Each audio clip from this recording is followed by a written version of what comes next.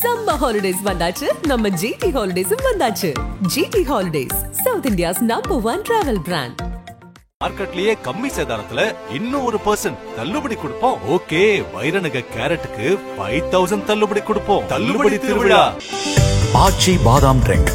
ஆச்சி பாதாம் ட்ரிங்க் ஒன்னு வாங்கினா ஒன்னு ஃப்ரீ.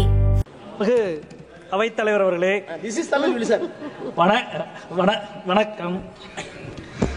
எனக்கு முன்னால் குறுக்கீடு செய்து பேசிய மாண்புமிகு அமைச்சர் அவர்கள், இந்தியை எதிர்த்தால் அது இந்தியாவை எதிர்ப்பது என்று அவர் கூறினார்.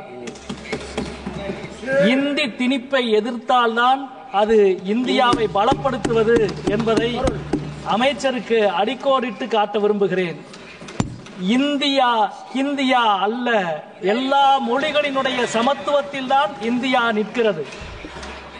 காசி தமிழ் சங்கத்திற்கு கொடுக்கிற முக்கியத்துவத்தை கல்விக்கு காசு கொடுங்கள் என்று கேட்டால் அது புரியாத உங்களுக்கு எந்த தாய்மொழியின் அருமையும் புரிய போவதில்லை, கல்வியின் அருமையும் புரிய போவதில்லை. கூட்டாட்சியின் மீதான தாக்குதல் தான் நவபாசிசத்தினுடைய கூறு. நீங்கள் கொடுத்த அறிக்கையிலிருந்து சொல்லுகிறோம். நிதி ஆயோக்கினுடைய அறிக்கை வறுமை ஒழிப்பு திட்டத்தில் முன்மாதிரியாக இருக்கிற முதல் மாநிலம் தமிழ்நாடு என்று சொல்கிறது. உங்களது பொருளாதார அறிக்கையில் மனித வளத்தை பெருக்குவதில் முதல் இடத்தில் இருக்கும் மாநிலம் தமிழ்நாடு என்று சொல்கிறது. நீங்கள் கொடுத்திருக்கிற அறிக்கையில் டெக்ஸ்டைல் ஏற்றுமதியில் முதலிடத்தில் இருக்கும் மாநிலம் தமிழ்நாடு என்று சொல்லுகிறது. உயர்கல்வி துவங்கி பொது சுகாதாரம் வரை தமிழ்நாடு முதலிடத்தில் இருக்கிறது. ஆனால் நாங்கள் கொடுக்கிற ₹1 வரிக்கு நீங்கள் திருப்பி கொடுப்பது வெறும் 29 பைசா மட்டுமே என்பது எவ்வளவு அவலமானது. ஆனால் பீகார் செலுத்துகிற ₹1 வரிக்கு ₹7 திருப்பி கொடுக்கிறீர்கள். உத்தரப்பிரதேசம் கொடுக்கிற ₹1 வரிக்கு ₹1.75 திருப்பி கொடுக்கிறீர்கள். இப்படி திருப்பி கொடுக்கிற எங்கள் உரிமையை கேட்டால் ஆட்சி நிர்வாகத்தில் என எல்லா முனைகளிலும் கூட்டாட்சியை தாக்குகிறீர்கள். மாநிலங்களை பட்டினி போட்டு பணிய வைக்கிறீர்கள். பட்டினி போட்டு பணிய வைக்கிற உங்களது அதிகாரத்திற்கு எதிராக நிமிர்ந்து நிற்பவர்களை நாகரீகம் அற்றவர்கள் என்று நீங்கள் சொல்கிறீர்கள். நீங்கள் பயன்படுத்திய வார்த்தையை நீங்களே திரும்பி பெறுகிறீர்கள் என்றால் எவ்வளவு நாகரீகமற்ற ஒரு வார்த்தையை நீங்கள் பயன்படுத்தினீர்கள் என்பதை இப்பொழுதாவது நீங்கள் உணர்கிறீர்களா என்று நாங்கள் கேட்கிறோம். அதே போல நீங்கள் திரும்பி பெற்ற வார்த்தைக்கு பின்பும் தமிழ்நாட்டிலே இருக்கிற ஒரு ஒன்றிய அமைச்சர் உங்களது பேச்சை ஆதரிக்கிறார் என்றால் இதுதான் நாகரீகமா என்று நாங்கள் கேட்க நினைக்கிறோம். கல்வி அமைச்சகத்தின் கீழே வருகிற ஐஐடியினுடைய இயக்குனர் மாட்டு மூத்திரம் குடிக்க சொல்கிறார். அது நாகரீகமா என்று கேட்க உங்களால் முடியவில்லை. கல்விக்கு காசு கொடுங்கள் என்று கேட்டால் எங்களை பார்த்து நாகரீகமாக என்று நீங்கள் எங்களை கேட்கிறீர்கள். அதே போல இந்தியர்களை கைவிலங்கிட்டு அனுப்பி வைத்தது அமெரிக்கா. அதன் மீது கோபம் வரவில்லை.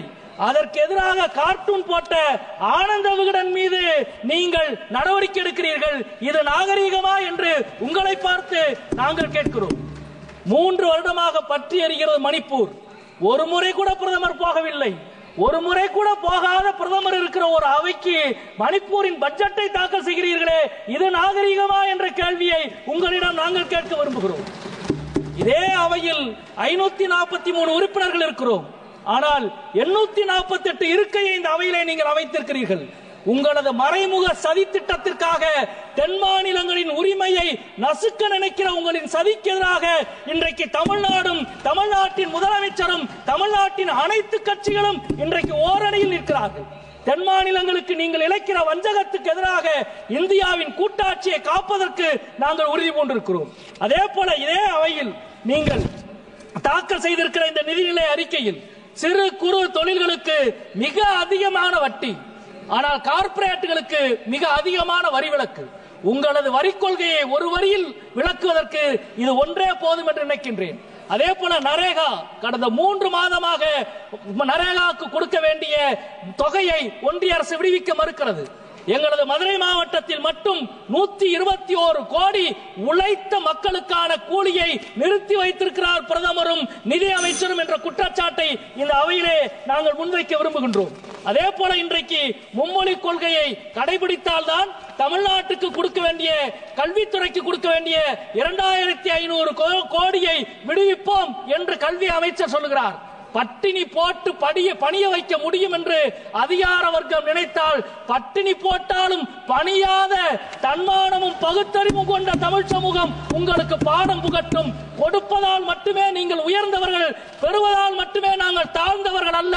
அரசியல் சாசனத்தை விட உயர்ந்தவர்கள் யாரும் இல்லை என்பதை தமிழ்நாடு மீண்டும் மீண்டும் புரிய வைக்கும் என்று சொல்லி முடிக்கிறேன். நன்றி, வணக்கம். நக்கீரன் டிவிக்கு சப்ஸ்கிரைப் செய்யுங்கள். உங்கள் ஆதரவே எங்கள் பலம். ஆசிரியர்களுக்கு நண்பனாகவும் மாணவர்களுக்கு ஆசானாகவும் திகழும் தேர்வு வழிகாட்டி. ஒவ்வொரு பாடத்திற்கும் அனுபவமிக்க ஆசிரியர்களின் துல்லியமான தெளிவான விடைகள். CNC இருக்கு, தேர்வு பயம் எதற்கு? இது தீரன் பப்ளிஷிங் ஹவுஸ் விற்பனை வெளியீடு.